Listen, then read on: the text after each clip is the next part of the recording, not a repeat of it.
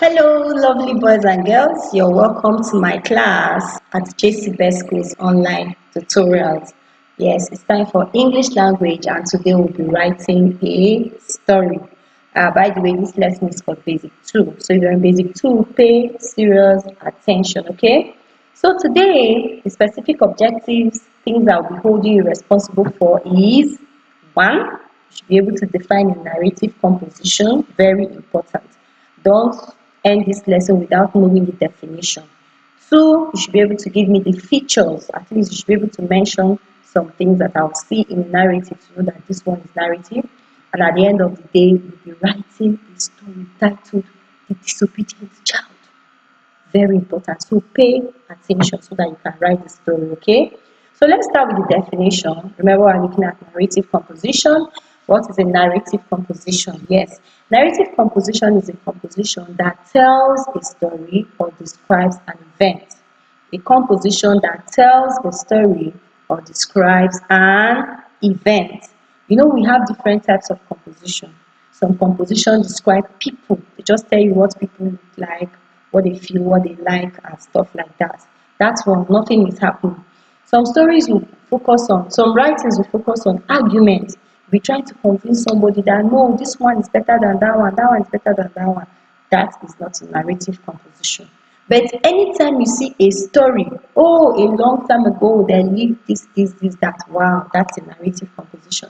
Or anytime you hear that something happened somewhere, maybe a wedding ceremony, maybe a birthday party, yes, that one is also narrative. So narrative composition tells a story or describes an event. Narrative composition is a composition that tells a story or describes an event. Tells a story or describes an event. Tells a story or describes an event. Very, very important. Okay? So let's look at the features of the narrative composition. How do I know that a composition is in narrative form? Or if I am asked to write a narrative composition, how do I go about it? Okay? 1. Your narrative composition should have characters.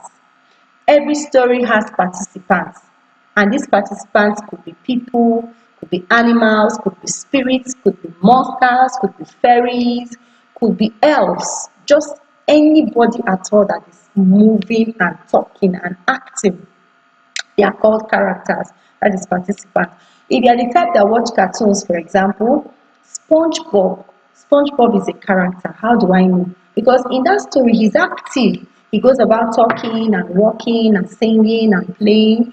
That is a character. So any person, anything at all that moves in the story, that's who you call your character. Remember that your character will always be a participant. Character must participate, okay? And they cannot always be humans. They are not always humans. Anything that is moving in the story, anything that is talking in the story is character, okay? So that's one of the features of the narrative composition. Now, apart from the characters, we also have events.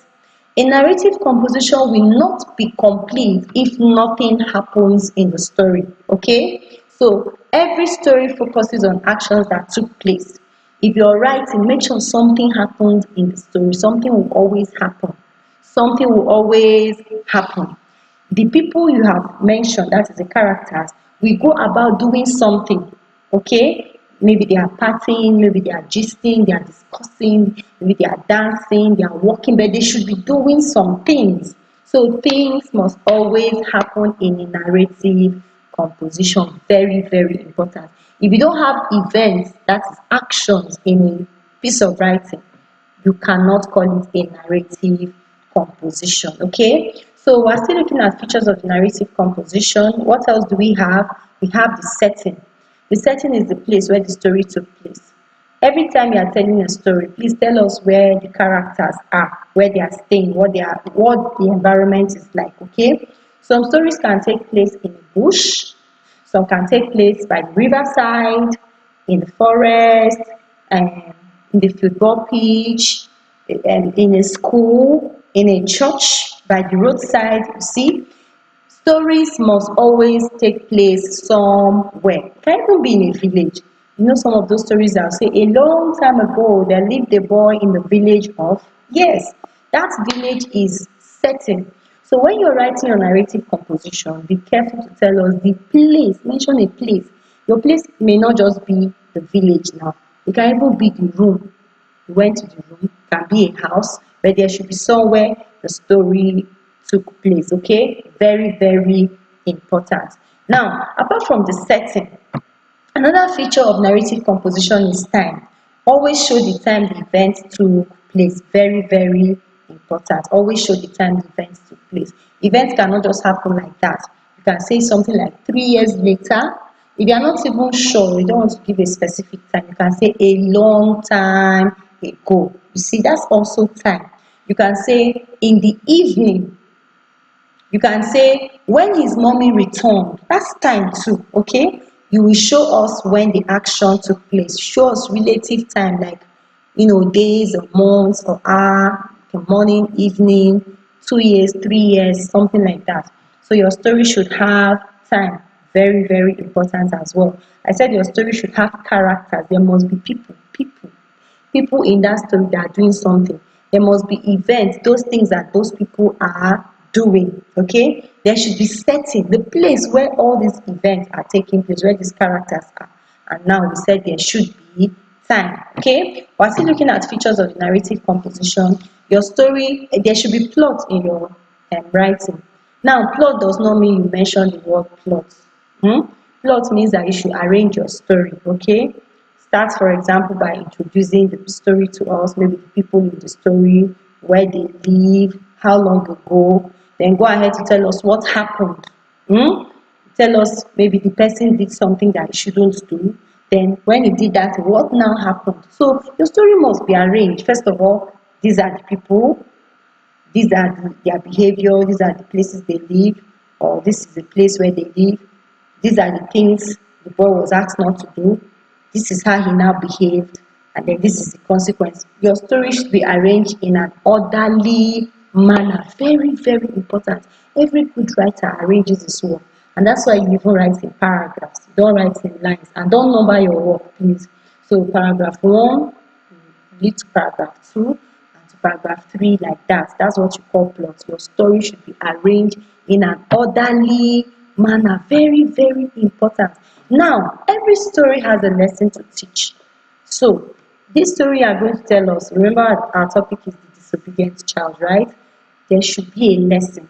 And the purpose of that lesson is that at the end of the day, people will learn to obey their parents or obey their aunties and uncles, or obey their teachers or whoever. So your story should teach a moral lesson so people can learn. Okay? So now, on writing on today's topic, remember the topic again is the disobedient child. How do you do? First of all, arrange your work in paragraphs. Very, very important. Arrange your paragraphs. I expect you to have like 3 paragraphs. The first paragraph is your introduction, okay? And let us know the time of the event, where it happened and those involved. Give details. Like you can say, a long time ago, there lived a boy named, you see, tell us the boy's name. He was the only child of his mother, Mrs. You see, you tell us the name. They lived in a little hut by the riverside in the village of, tell us the place, okay? You can even tell us the boy's character and behavior.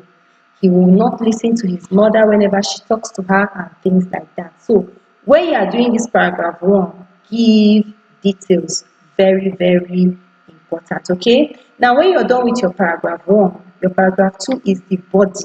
This is where we see that the child was disobedient. That person you're talking about to show his disobedience. So tell us what he or she did which showed disobedience. Okay. Remember in paragraph 1 you have told us to leave this boy. His name is that. He lived with his mother. This is that one. He lived by the riverside. For example, you mustn't do what I'm saying. Okay, so he will not listen to his mom. His mom tried to raise him to be a good child, but he decided to be a bad boy and follow friends. Now, paragraph 2. One day, are you there? Now you are telling us the act of disobedience. One day, probably, it was announced in the village that nobody should go out by 6. But he wouldn't listen. His friends visited him. So it's in this paragraph too that you show us that thing that happened. that they say don't do, and this child disobeyed and now did it. Okay, remember in paragraph 1 we have introduced the person, introduced his family, introduced where he lives, introduced the kind of behavior. Now in paragraph 2 they're not telling us that one thing that he did on that one day. Okay, it's very, very important. So in the last paragraph, which is now the paragraph 3 now, you conclude that thing that he did, what now happened to him? Show the result or consequences of the child's action. Of course, something bad has to happen that person that the person suffered, so that other people can now learn. So in this paragraph 3, write the conclusion of the whole thing. What happened to him at the end of the day? Maybe he went there, masquerade flogged him. Maybe some bad guys now beat him up or something.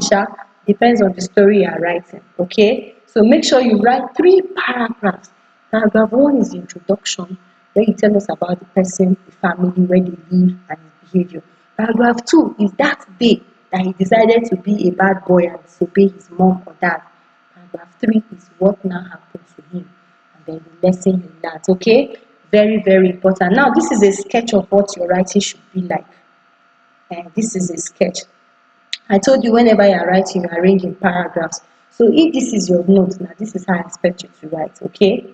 The first paragraph, remember your paragraph is that small space, like indentation, that space you leave at the beginning. So you leave that space and begin your paragraph. So a long time ago, there lived a boy named blah blah. You fix the boy's name.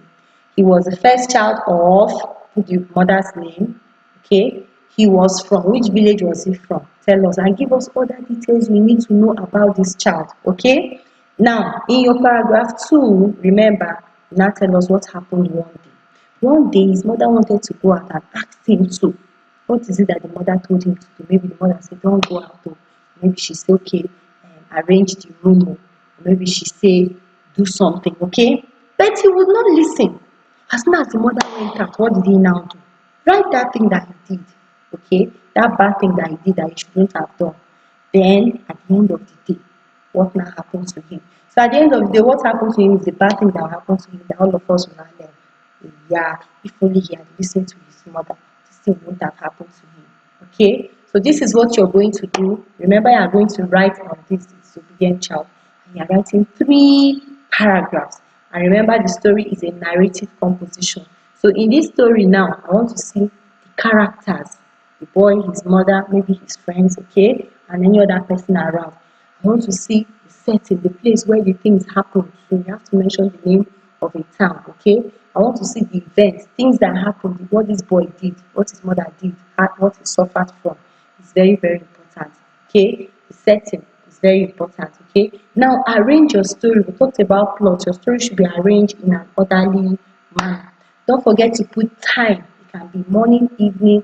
If you don't know what to do, you can use a long time ago. You can use one day. You can say in the evening when the mother returned, okay. Then make sure you show something about time. And at the end of the day, you need to learn a lesson from this boy's behavior, okay. So you're going to write a story for me titled The Disobedient Child. Very, very important. Remember, 3 paragraphs. Arrange your story very, very well. Let it be fine. Okay? And when you're done, you submit to my numbers 080-6868-1858. Okay? Thank you very much for spending time with me. Hope you enjoyed the lesson. Hope you do a very good writing. Have a beautiful day. See you next time. Bye.